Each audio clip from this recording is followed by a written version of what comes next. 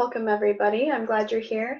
My name is Alice, and I'm the Youth Community Worker at the Woolwich Community Health Center. I'm here today to talk about keeping children busy during COVID and preparing them for online schooling. I know it's a very hard time, it's very unprecedented, and everything is so uncertain.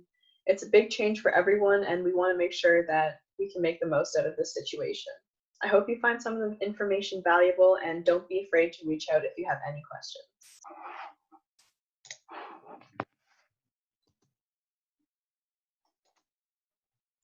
There we go. Why are screens interesting?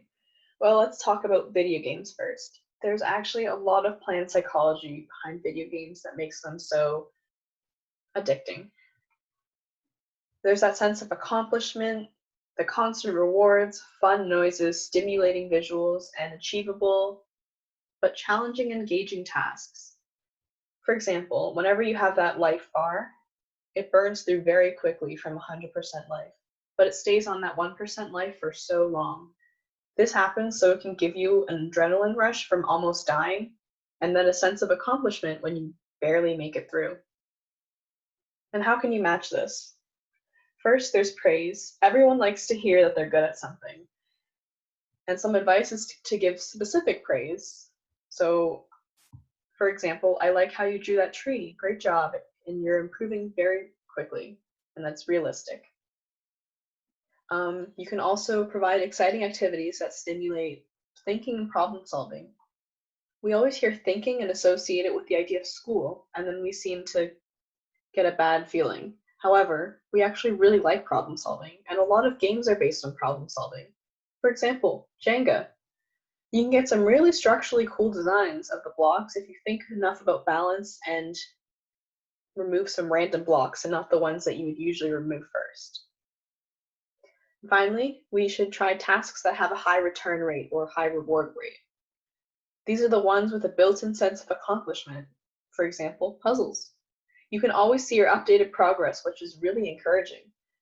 Even more so, you can take pictures of your puzzle every day and you can see your tremendous progression as you complete more and more of your puzzle.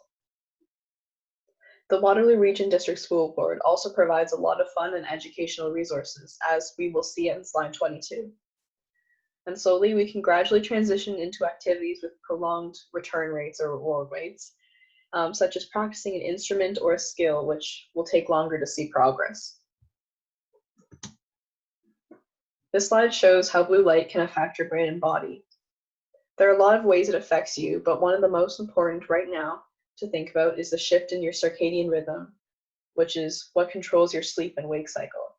After the sun goes down, your body experiences less blue light, so it starts to feel tired, as one should before you go to bed. However, screens can shift your sleep and wake cycle and make you stay up later. The effects of blue light are actually very interesting, and maybe a fun activity to keep them busy is trying to research circadian rhythm and blue light by themselves.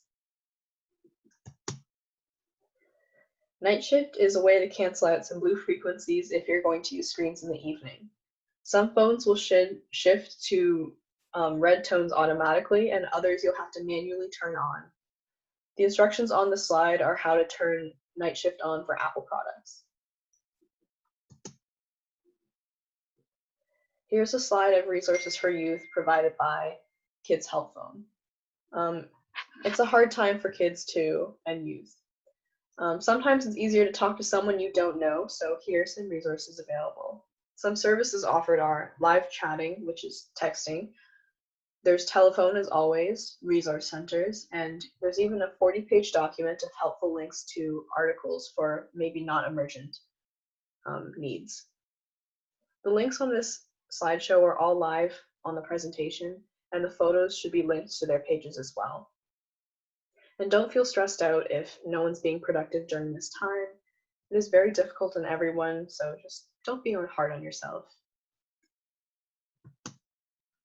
Here's a quote by Dr. Seuss, because who doesn't love him? And this quote still holds true. The more that you read, the more things you'll know, and the more that you learn, the more places you'll go. And that brings me to my first idea, or one of my first ideas, reading. I personally think that everyone loves to read, but some people just have very high standards, so they don't think they like to read because they haven't found a book that they've liked yet. I loved reading as a kid, and I always participated in the Waterloo Public Library's Summer Book Club. There's a lot of fun prizes for reading books, and that sense of accomplishment when you get to add another book to your list. And this year it's online, and WPL is doing curbside pickup right now. And this fact might have changed, but schools have suggested about 6 books of reading each summer to maintain their current reading level and even more to improve. Here's a list of some very interesting books that I read or that were read to me in elementary school. And sometimes, even if you can't find a book that you think that you're interested in, you should just trust the reviews. For example, Crash and Lawn Boy were books that I did not think I was going to like, but I really liked them. There's also a lot of websites with book suggestions, and there's links down below. You can also use books to research a cool topic. And it may sound like a boring school project, but you might actually find some cool, interesting facts that you didn't know before. I know my younger brother used to research a lot of random topics, and he would rattle off these super cool facts all the time. One example is the octopus. It's a very flexible, resilient, and intelligent animal. So that's something interesting to look into. And anything really that your kid asks about questions, you can ask them back, well, how does it work? You tell me. This can be also a good time to develop some new skills. For example, gardening or planting. You can either use the soil outside or use a cup and some wet paper towels like we've done at school. This is one of those delayed return/reward activities I was talking about earlier. It takes a while to see progress, but doesn't have to take a lot of time out of each day, unless you want to plant a whole garden, of course. All you need is some of the vegetable that you want to plant. Potatoes and tomatoes are both very easy to do. The pictures on the slide are all linked to websites, and this way you can learn about health, biology, and responsibility. Not to mention, you'll have some free potatoes. Next, we also have crafts. Birdhouses are shown in examples in the slide made out of Lego or water bottles or juice and milk cartons. And they're very easy to make. Paper flowers are also a fun craft and fun to give as well. On a similar note, you can also learn how to knit and crochet. I remember learning how to knit at a young age, and I got these very dull needles to learn with. It's great for your dexterity and coordination, and I still pick it up every once in a while. You can make cozies for your water bottle or mugs or cups, a scarf, mittens, or anything really. You can even make one of those things to put in the back of your mask so it doesn't pinch onto your ears. Or you can learn how to sew and actually make masks. Sewing is a very helpful skill, and masks are certainly in need right now. You can donate, keep them, or even sell them. Next, we have baking or cooking. It may take a long time to do it if you want to make a full 3-course meal, but it has a very tasty reward. This is a skill that's very nice to learn early, and it's a great trick if you have a picky eater. Children are more likely to eat something if they help to make it, and it gives them a great sense of accomplishment. Next, you can also choreograph a dance or make a play. This is great for training your memory as well, and maybe get some physical exercise. And this is my favorite, is make your own day or night out. Do you miss the carnival? You can make your own carnival game with cardboard boxes. You can make a mock movie theater and pop some popcorn, or you can make a zoo display with all your stuffed animals. Next, you can also grow or show a talent. This is also one that may take a longer time to develop any sense of accomplishment or progress, but in the long run, it's very rewarding. There's actually a lot of youth contests that you can enter into. I have a link at the bottom of the slide for some examples. And don't be afraid of entering. Everybody is very hard on their own work. All you have to do is submit, and you'll never know what will happen. Some examples are art, so sketching or painting. And you can just paint pictures for around your house, your room, for yourself. You can even paint phone cases, water bottles, or shoes. Some people are even selling those things right now. if you're very good at art. Next is photography and editing photos. They're very great skills to have, and there's a lot of contests for those to enter into. And we also have writing prompts, or even Mad Libs if you're for fun. Writing is great practice for school, and it can also be there to improve your wellness. There's wellness journaling or gratitude lists or writing thank you notes for other people. These things all take time to develop and they all require patience. So if someone is taking on this challenge, just remember not to be discouraged and keep on going. There's also a lot of fun and problem solving that we sometimes forget about. So puzzles is a great one. They have a very fast return or reward rate, as mentioned before. You can solve one or you can even make one. I know WikiHow has a good how-to on making puzzles. And I think I put some pictures in the slide to show that. You can also do a scavenger hunt or spot this. Make a list of 5 things to spot on your walk and challenge your partner to find those 5 things on a walk together. There's also Sudoku or Ken, which is actually easier than Sudoku in my opinion. There's an example one in the slide. There's crosswords, word search, and spot the differences. A lot of them are printable online or you can make your own. This is similar to the writing topic I've talked about before. During COVID, it's also nice to show your gratitude. We have to physically distance right now, but it doesn't mean that we have to socially isolate from one another. We can write letters, draw postcards, or plan the perfect day with someone that we love or with a friend, or even try to get to know an acquaintance better. Another good idea is to look into volunteering. Trees for Woolwich helps plant trees to help the planet and help bring back life in our community. It's a great thing to look into. Also, you're never too young to start your own business. There's a lot of, you can make your own startup even right now.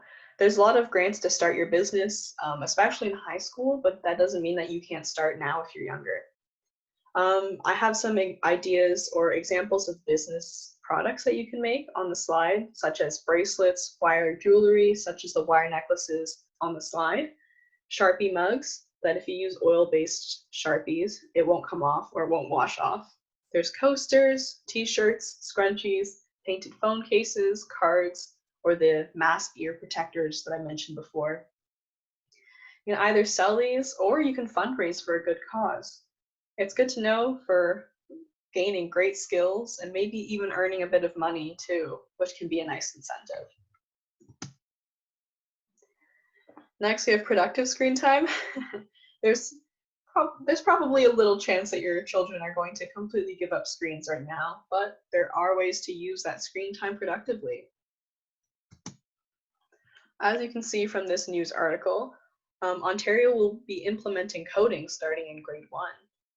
And coding doesn't just mean writing languages and script and all that hard stuff you see on TV.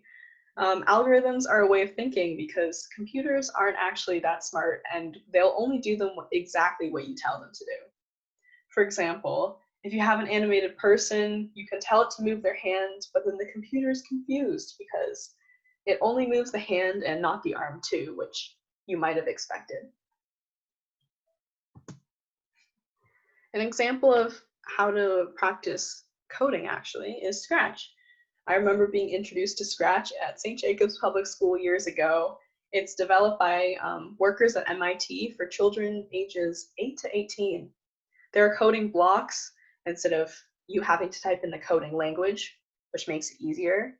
For example, some say move a character 10 steps forward, and there's even more complex ones such as if-then statements. I know a lot of people had a lot of fun making interactive games and diagrams, and there's no download on your computer needed. All you need to do is make an account on the website. And the website looks like the picture that I have on the slide. Next, we have Alice. It's also an easy and fun coding language, and this one's really good for animations. There was a required download, but it has the same block idea as Scratch. I remember in grade 10, the University of Waterloo hosted a no experience coding competition for girls, and we all used this program to code. So it really doesn't require any experience. Another idea is HTML. HTML is a very useful language, and if you've noticed, a lot of websites are still coded in HTML, including websites from the Government of Ontario and Gmail. It's relatively easy, but it's not as flashy or interesting. If you get more into coding, you should definitely try this out. You can code without installation, and there's a lot of beginner videos online to watch. And if your child is interested in this, they may have a very promising career ahead of them in computer science. As I mentioned before, coding is also algorithms, and it's not just writing code on a computer. I assume that in the younger grades, they'll be starting with algorithm practice and not just languages and script. Like I said before, computers will only do exactly what you tell them to do, no more and no less. One fun exercise to do is instructional games, like how to make a bowl of cereal. You can tell your partner to open a drawer to make some cereal, but what if they're not in the kitchen yet? They'll open the drawer next to them, and that's not going to help. Or if you tell them to pour the cereal, but you don't tell them when to stop, oh, that won't work. Now it's spilled. And what if you don't tell them to open the box before pouring the cereal? Again, that won't work either. This exercise is really realistic, and it's fun with a very stubborn person as well. It also develops great communication skills of how to do things and how to be exactly clear and making no assumptions at all. Next, we can describe how to draw a picture. If you use shapes, it'll be more realistic because it can be easier when you say draw a person on the left and a dog on the right. But it's not so easy when they're random shapes and you don't know how to explain how they're pointed and how big they are and where they are relatively to another. Another idea is to learn some binary numbers.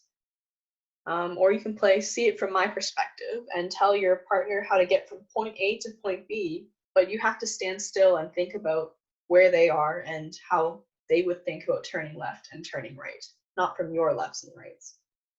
And there are definitely a lot more fun activities online that people have made. There's even one I have on the slide.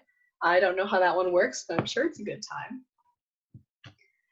And don't be scared about hearing algorithms or coding. They're not actually that hard. It's just a different way of thinking that you have to adjust to. And after that, they're not very hard. They're just something that has to do with coding. The WRDSB, or the Waterloo Region District School Board, also has a lot of support on their websites.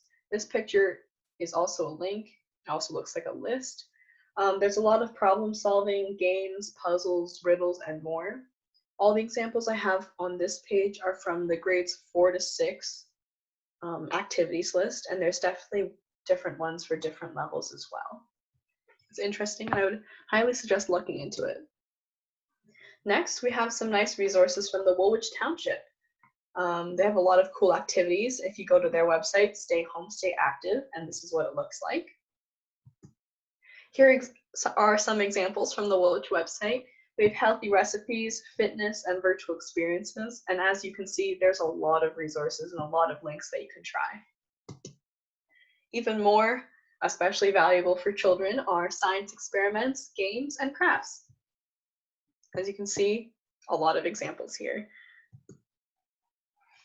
And here's a friendly reminder of physical distancing, especially for children to remind children who it's hard to not see all your friends, especially when you want to go back to school. An important rule to follow is that you can only belong to one social circle, which means one friend in your social circle can't have their own social circle of 9 other people. And here's a social circle of 10. And we have couples A, B, C, D, and E. If couples A and B never even meet couples D and E, C has seen both of them, so It means they're all in the same full social circle of 10. And here's an example of COVID spread from one gathering of 14, and it really pictures how fast the virus can spread. And 14 isn't even that far off from 10. So this is just a gentle reminder to still be careful. Here are the plans for the Waterloo Region District School Board as of August 5th, when it was reported. Elementary school students will return as normal, 30 students per class. Secondary students will return in a hybrid model, attending one of 2 cohorts on an alternating schedule. And all students will have the option not to participate in person for health and safety concerns. And then distance learning will be available. More on that, we have schooling at home.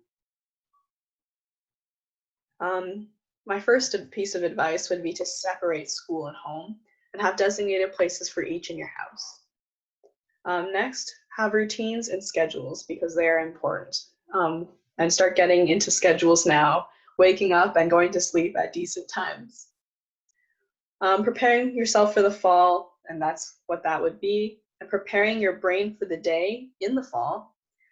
Waking up early enough to eat, dress up like you would to go to school, and you can even simulate your walk to school by walking up and down the street for your commute. Something not to do would be roll out of bed and jump right in front of the laptop when it's time to go to school. And finally, keep distractions away and hold yourself accountable to someone. So at the beginning of the day, make sure to tell someone what your plans are, and at the end of the day, let them know if you've achieved them or not. There's a lot of useful websites online, and here some of them are listed. There's also a lot of educational and instructional YouTube videos, but it's hard sometimes not to get distracted. So just make sure that you're using YouTube for a good reason. Making school more enjoyable. Part of going to school is seeing everyone, and I think that's one of the biggest reasons why people like going to school, other than the learning, of course. To keep the excitement up for going to school, some good ideas are to take some small breaks to keep focus, walk around like you would when you're changing classes to get that nice change of pace and get your brain refreshed between doing activities. Talking to your friends at lunch breaks, so even a quick little FaceTime or a Zoom call can really liven your mood up by seeing your friends, and having a nice workspace so you're happy to go there. Right now, what can you do? First, we can establish a realistic routine to follow and make some plans. Figure out what you're going to do about meals and think about what you would do if school shut down. And next, we can promote intrinsic changes. Psychology says children don't hold on to behaviors that you force them to do as much as they hold on to behaviors that they make from their own decisions to change for their own good. So what we want to do is help them want to make changes to their lives, and then their behaviors will all stick better. And finally, most importantly, is we should teach children about COVID. Chris Toffelmeyer, who is a pediatric nurse practitioner at the Woolwich Community Health Center, wrote this article about COVID-19 in children in our special edition COVID newsletter. It includes information including how to talk to your children about COVID. It's linked in the picture in the slide, and I highly recommend giving it a read. Finally, we have some last thoughts from my coworker Dallas, who is an incoming elementary school teacher for the 4th grade. Start by getting some sleep early and getting a healthy sleeping schedule and routine. Next, we should read books and start getting ready to do lots of reading. Also, exercise and prepare to start playing sports and games again. And lastly, come prepared with a good attitude and a mindset that's ready to learn. And that's all we have for today. Thank you so much, everyone, for listening. I hope you found this information useful. Please send me any more ideas if you have any, and I can add them into the slideshow with all the presentations. Good luck with schooling and take care. We wish you a wonderful rest of your summer.